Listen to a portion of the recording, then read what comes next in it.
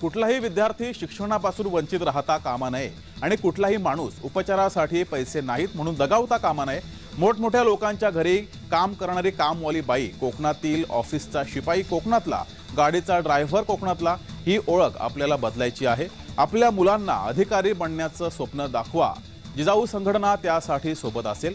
ज्याप्रमाणे खासदार आमदारांची मुलं मोठमोठ्या शाळेत जातात, त्या शाळेत तुमची आमची मुलं शिकवण्याची जबाबदारी जिजाऊ संघटना उचलेल। तुम्ही फक्त तयारी दाखवा, असं निलेश सांबरे यांनी रत्नागिरी येथे आयोजित करण्यात आलेल्या निर्धार मेळाव्यात बोलताना सांगितलंय। रत्नागिरी येथील प्रमोद महाजन क्रीडा संकुल येथे पार पडलेल्या जिजाऊ संघटनेच्या निर्धार मेळाव्याला लोकांनी उत्स्फूर्त गर्दी केली होती। समाजाच्या सर्वांगीण विकासाचा निर्धार करण्यासाठी जिजाऊ संघटनेकडून निलेश सांबरे यांनी समाजाला हाक दिली आहे। त्यानंतर भिवंडी, वाडा, पालघर, कल्याण आणि ठाणे या ठिकाणी आयोजित केलेल्या निर्धार मेळाव्याला लाखोंच्या संख्येने जनसमुदाय उपस्थित राहिला होता। यावेळेस निलेश सांबरे यांनी या सर्व उपस्थितांना मार्गदर्शन केलं।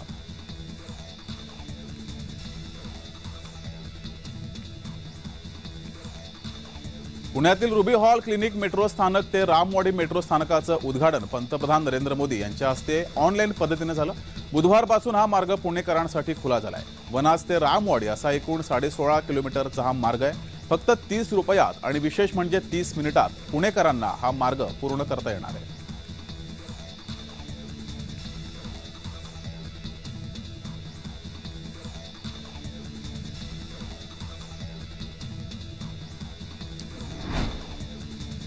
रायगडच्या राजपुरी खाडीत शिडाच्या होड्यांच्या स्पर्धा रंगल्या। त्यामुळे राजपुरी खाडीत जणू होड्यांची जत्राच भरली होती। या स्पर्धेत लक्ष्मी आणि नुराणी या होड्यांनी प्रथम क्रमांक पटकावला।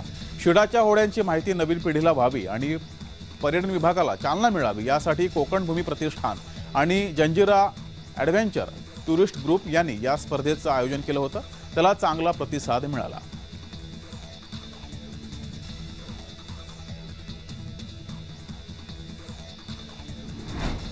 नवी मुंबई पोलिसांच्या अंमली पदार्थ विरोधी पथकानं एका कारमधून सुमारे 12,24,000 रुपयांचा गांजा जप्त केलाय।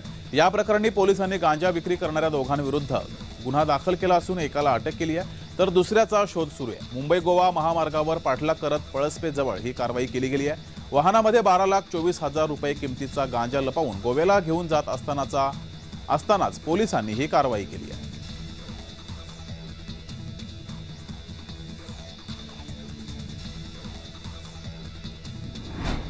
महाराष्ट्र राज्य शिक्षक पात्रता टीईटी परीक्षा ही यंदा ऑफलाईन पद्धतीने होण्याची शक्यता आहे। तांत्रिक अडचणी लक्षात घेता राज्य परीक्षा परिषदेने यंदा ऑफलाईन पद्धतीने परीक्षा घेण्याचा निर्णय घेतलाय।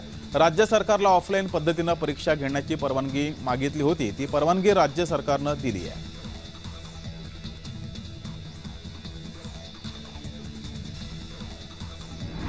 कोल्हापुरातील राधानगरी तालुक्याच्या पश्चिमेस असणारे मानेवाडी गाव कोल्हापूरपासून 35 किलोमीटर अंतरावर हे गाव आणि या गावात पहिल्यांदाच लाल परी आली आहे। समस्त गावकऱ्यांनी तिचं जंगी स्वागत केलं। गावात लाल परी येताच ढोल ताशांच्या गजरातच गावाच्या वेशीपासून ते मुख्य स्टॉप पर्यंत वाजत गाजत या लाल परीचं स्वागत केलं गेलं आणि पहिल्यांदाच गावात आलेल्या एसटी बसला पाहण्यासाठी गावातील अबालवृद्धांची मोठी गर्दी दिसली।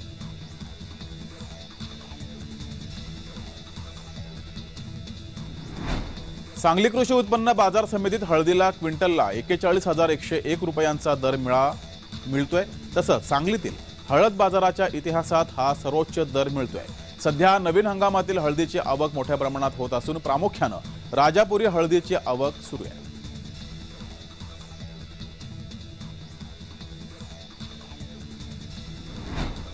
काँग्रेसचे नेते राहुल गांधी 14 तारखेला नाशिक दौऱ्यावरती येणार आहेत। काळाराम पाठोपाठ राहुल गांधी त्र्यंबकेश्वर मंदिरात जाऊन दर्शन घेणार आहेत। राहुल गांधींचा जुने नाशिक भागातून रोड शो सुद्धा निघणार आहे। द्वारका दूध बाजार मार्गे शालिमार दरम्यान रोड शो होणार आहे। राहुल गांधी रोड शो नंतर त्र्यंबकेश्वर जव्हार मोखाडा मार्गे पुढच्या प्रवासाला जातील।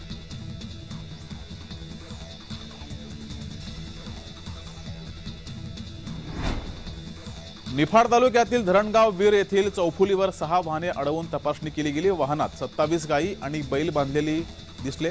हे सर्व जखमी अवस्थेत आढळलेत। लासलगाव पोलिसांना माहिती दिली असता घटनास्थळी पोलिसांनी येऊन वाहन चालकाकडे जनावरांच्या खरेदी विक्रीची आणि वाहनाची कागदपत्र मागितली।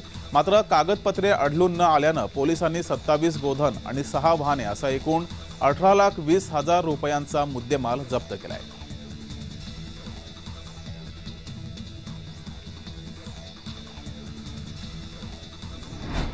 लोणावळा उपविभागाचे सहाय्यक पोलीस अधीक्षक सत्यसाई कार्तिक यांनी अवैध धंद्यावर आणि गुन्हेगारांवर कायदेशीर कारवाईची मालिका सुरू केली आहे। लोणावळा ग्रामीण पोलीस स्टेशन तसेच या हद्दीतील देवघर येथे अवैधरित्या जुगार अड्डा सुरू होता। या जुगार अड्ड्यामुळे परिसरातील तरुण तसेच युवकांवर वाईट परिणाम होत असल्यानं कारवाई केली आहे।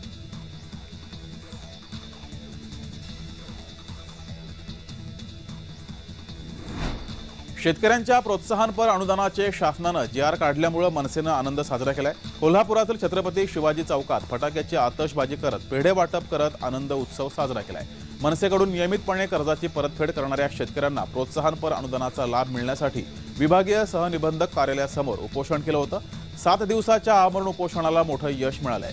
कोल्हापुरातील 15,000 शेतकऱ्यांना 65 कोटी रुपये त्यांच्या बँक खात्यात जमा होणार आहेत।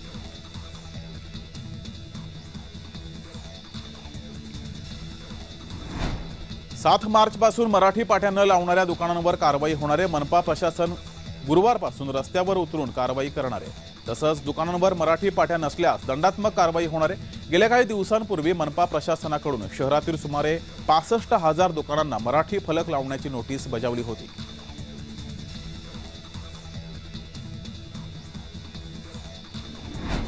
महाशिवरात्रीच्या दिवशी त्र्यंबकेश्वर मंदिर 24 तास सुरू राहणार आहे। 8 तारखेला पहाटे 4 वाजता मंदिर भाविकांसाठी दर्शनासाठी खुलं होईल। 9 तारखेला रात्री 9 वाजेपर्यंत मंदिर भाविकांसाठी सुरू असेल। महाशिवरात्री दिवशी भाविकांची मोठी गर्दी असते। भाविकांची गैरसोय होऊ नये यासाठी मंदिर प्रशासनाकडून खास नियोजन केलं गेलंय।